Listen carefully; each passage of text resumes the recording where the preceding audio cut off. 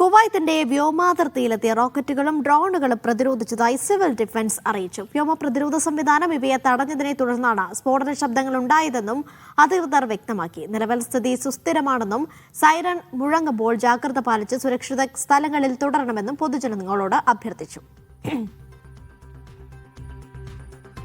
സലീം കോട്ടയിൽ വിവരങ്ങൾ നൽകും. സലീമ, ഇന്ന് എന്തായിരുന്നു കുവൈത്തിലെ സാഹചര്യം? ഒപ്പം എന്തൊക്കെ ജാഗ്രത നിർദ്ദേശമാണ് അധികൃതർ നൽകുന്നത്? അനീഷ, കുവൈത്തിൽ നിന്ന് പുലർച്ചെയും വൈകുന്നേരവും വലിയ രീതിയിലുള്ള വ്യോമാക്രമണത്തിനാണ് സാക്ഷ്യം വഹിച്ചത്. ദീർഘനേരം അപായ സൈറൺ മുഴങ്ങിയതോടൊപ്പം ശക്തമായ സ്ഫോടന ശബ്ദങ്ങളും കേൾക്കാമായിരുന്നു. അതിനിടെ രാജ്യത്തിന്റെ വ്യോമാതിർത്തിയിലേക്ക് കടന്ന നിരവധി ഡ്രോണുകളും മിസൈലുകളും വിജയകരമായി പ്രതിരോധിച്ചതായി സിവിൽ ഡിഫൻസ് അറിയിച്ചു. രാജ്യത്തെ വ്യോമാതിർത്തി ലക്ഷ്യമിട്ടുള്ള ആക്രമണങ്ങളിൽ ഇതുവരെ 394 ഡ്രോണുകളും 212 ബാലിസ്റ്റിക് മിസൈലുകളുമാണ് കണ്ടെത്തിയത്. എല്ലാ ആക്രമണങ്ങളും ആകാശത്ത് തന്നെ പ്രതിരോധിച്ചതായും പ്രതിരോധ മന്ത്രാലയം വ്യക്തമാക്കിയിട്ടുണ്ട്. ഇതുവരെ സംഘർഷവുമായി ബന്ധപ്പെട്ട് കുവൈറ്റ് സൈന്യത്തിലെ 67 ഉദ്യോഗസ്ഥർക്ക് പരിക്കേറ്റതായാണ് പ്രതിരോധ മന്ത്രാലയം അറിയിച്ചത്. കഴിഞ്ഞ ദിവസം സംഘർഷത്തിൽ 2 കുവൈറ്റ് സൈനികരും മരണപ്പെട്ടിരുന്നു.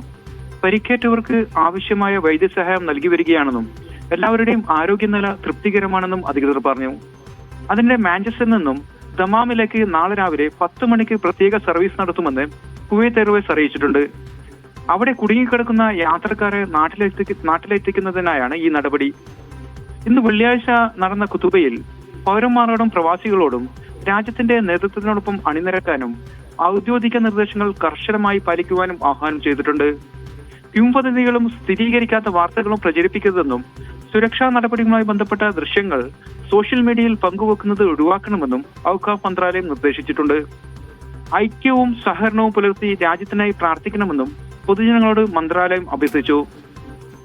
അതിനിടെ കുവൈറ്റ് സിറ്റിയിലെ അമേരിക്കൻ എംബസിയുടെ പ്രവർത്തനങ്ങൾ താൽക്കാലികമായി നിർത്തിവെച്ചതായി US സ്റ്റേറ്റ് ഡിപ്പാർട്ട്മെന്റ് അറിയിച്ചു. കുവൈറ്റിലേക്കുള്ള യാത്രാ മുന്നറിയിപ്പ് ലെവൽ 3 ആയി തുടരുകയാണെന്നും അമേരിക്കൻ പൗരന്മാർക്ക് കഴിയുമെങ്കിൽ രാജ്യം വിടാൻ നിർദ്ദേശം നൽകിയതായും അധികൃതർ വ്യക്തമാക്കി. രാജ്യം വിടാൻ കഴിയാത്തവർക്ക് സുരക്ഷിത സ്ഥലങ്ങളിൽ തന്നെ തുടരണമെന്നും നിർദ്ദേശം നൽകിയിട്ടുണ്ട്. നിലവിലെ സുരക്ഷാ സാഹചര്യവും കുവൈറ്റ് വ്യോമാതിർത്തി അടച്ചിട്ടതും പരിഗണിച്ച് എല്ലാ ഇന്ത്യൻ പൗരന്മാരും സുരക്ഷാ നിർദ്ദേശങ്ങൾ കർശനമായി പാലിക്കണമെന്ന് കുവൈത്തിലെ ഇന്ത്യൻ എംബസിയും അറിയിച്ചിട്ടുണ്ട്. ആവശ്യമില്ലാതെ പുറത്തു പോകുന്നത് ഒഴിവാക്കുവാനും ഔദ്യോഗിക ഉറവിടങ്ങളിൽ നിന്നുള്ള വിവരങ്ങൾ മാത്രം പിന്തുടരുവാനും എംബസി നിർദ്ദേശിച്ചിട്ടുണ്ട്.